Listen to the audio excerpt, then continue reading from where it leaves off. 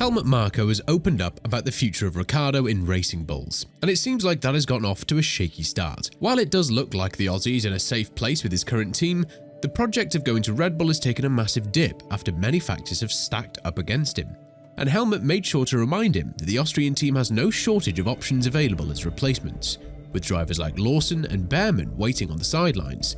And with Marko's latest statements regarding the drive that the 18-year-old Brit had in Jeddah, are we going to see Ricciardo out of F1 before the end of this year? It's safe to say that Daniel Ricciardo hasn't gone off to the best start of his season, and spinning in turn 1 in Jeddah at the late stages of the race has put an even bigger dent in his dip of performance. However, Helmut Marko has made sure to remind Ricciardo that if he wants to keep his seat in Racing Bulls and even be considered as the potential replacement for Perez, he has to come up with something soon. And since the Mexican driver is doing exactly what he should be doing at Red Bull in order to keep his seat, which is securing the second place on the grid, there's not much of a reason to get rid of him. When talking about Ricciardo's situation, Marko went on to compare the performances between the Aussie and his teammate Tsunoda, significantly emphasizing the strength that Tsunoda has and Ricciardo is missing. Further adding, there's a lot at stake this season for both Yuki and Daniel.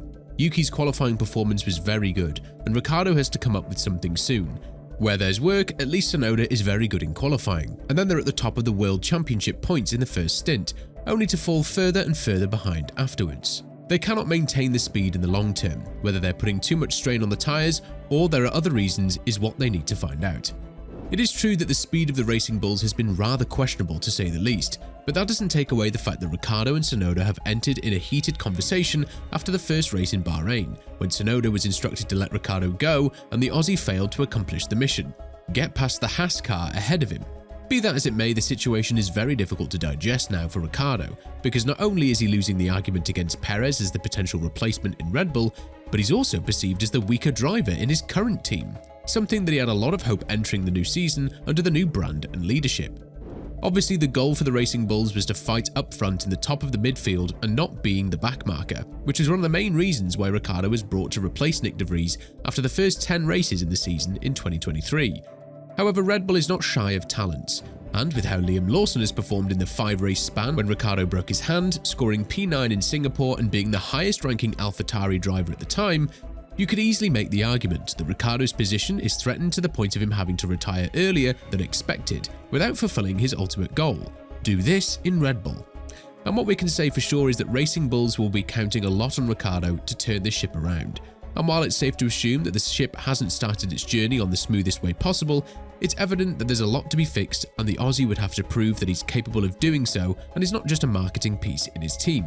Marko said it best: there's a lot at stake here, and right now it seems like Ricciardo is the slower driver if we are to compare the stats from the first 2 races in 2024, which is the situation the Aussie driver would want to desperately avoid if he wants to see himself for the longer period of time in Formula 1. And as Yuki Tsunoda said on Drive to Survive, the situation is very easy to be understood. The faster driver goes to Red Bull, and the slower one gets to have another challenge: beat yet another competitive and prospective driver for this seat. As of now, rumours circulated that Tsunoda would part ways with Red Bull and Honda and join the Japanese manufacturer in Aston Martin.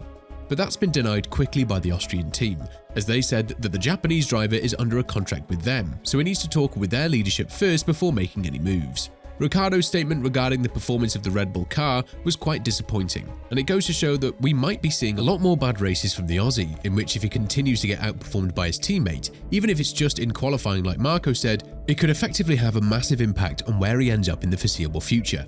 Adding to this, Ricciardo went on to say, "We found a few things over the course of the Jeddah weekend, but we simply don't have everything functioning at 100%.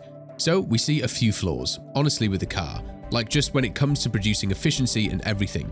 Just a few things didn't quite add up. In Bahrain, I knew that it was more my fault, but in Jeddah, when it kind of plateaus and the others kept improving, it's also a bit of a sign. I could feel that that was the limit of the car. We did find some things afterwards, but when you've got parc fermé, and to be honest, even if we didn't have it, it's probably nothing we can fix in 24 hours. So I'm sure a few things would go back to the factory and come back with a fresh car in Melbourne." Now, the worrying thing is that this isn't the first time that Ricciardo is facing this situation, being outperformed by a teammate and not being comfortable with the car he's driving. While his teammates did not have a lot of negative stuff to say about the challenger, there's been lots of other things that Ricciardo said towards Tsunoda as well, which wasn't the case when he was losing heavily against Norris in McLaren, calling the Japanese driver's behaviour a childish and immature one when they almost crashed at the in-lap after the Bahrain race. All of this provokes a lot of intra-team drama that's brewing into something more, and while 2 races into the season is just too early to judge about whether things could be turned in an upward trajectory with a couple of upgrades, something that AlphaTauri did last season in 2023 in the ending stages of the campaign, now it looks like they've taken a step backwards.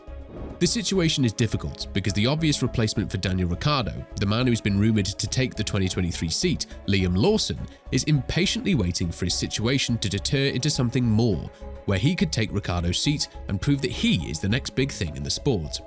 Obviously, Ricciardo is more valued from a marketing point of view, and the value he brings with his presence off the track is higher than any other driver VCarb could consider.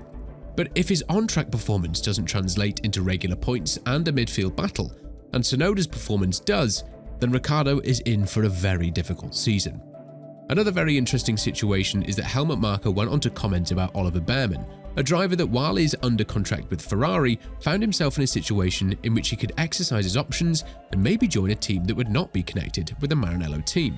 When talking about this matter, Marko went on to say, "To be on a track like Jeddah like that without much practice was really powerful. At times he drove almost at the same level as Charles Leclerc. But what is Ferrari doing? They're buying the expensive driver in Lewis Hamilton, and Leclerc has a long-term contract, and now Bearman is showing off a super talent. If I were Fred Vasseur, I would immediately find Bearman a cockpit in another team. I don't know, at Haas, for example." Now it's safe to say that Bearman isn't a direct threat to Ricciardo right now due to the fact that he would be approaching Haas first before any other team. But the statement from Marko reveals a very important thing here. He knows and understands the importance of having young drivers in your team, and Ricciardo is contrary to that.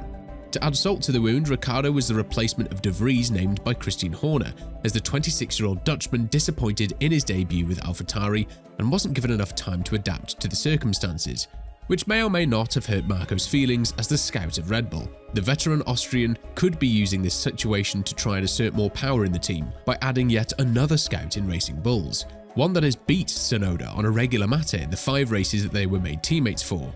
And if he could develop a force like Verstappen or something close to it, then his position in Red Bull would be highly cemented compared to what it is right now.